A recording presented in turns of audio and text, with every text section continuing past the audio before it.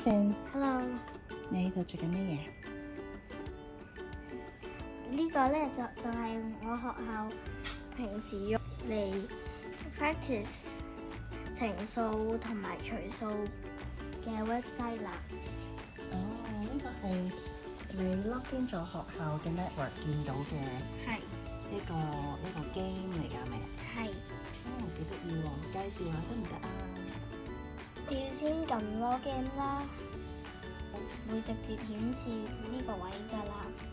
計數越多數記得越多越好，喺某一個時間內就係呢個啦。係其實咧係有限時嘅。每一個小朋友都要做㗎。全班都要做咯。全班每一個人都要做嘅。係，然後咧你有得揀1分鐘、2分鐘、3分鐘都可以嘅，因為越多問題答得越多問題越好，所以就 recommend 3分鐘咯。咁係咪每一個人都做完之後，咁每一班就有個總分，咁就睇下邊一班最高分啦？係就贏啦咁咯。哦，俾我睇下。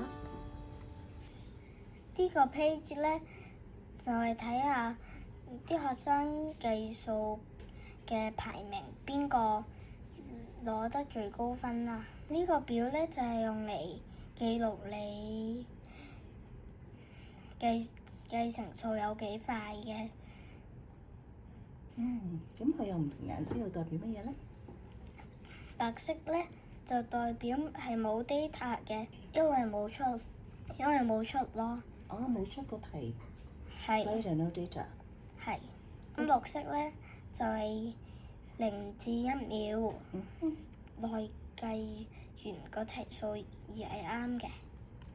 咁其他如此類推啦。到黃色啦就係4至5秒。然後橙色咧，淺色嘅橙色就係5至6秒。有個 play button 嘅。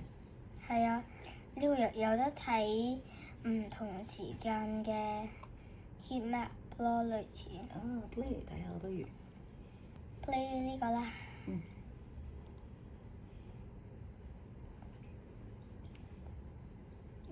越嚟越多綠色嘅，代表啲乜嘢？代表計得越嚟越快咯。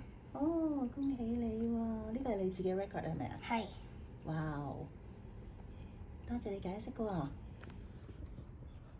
你 Jansen。拜拜。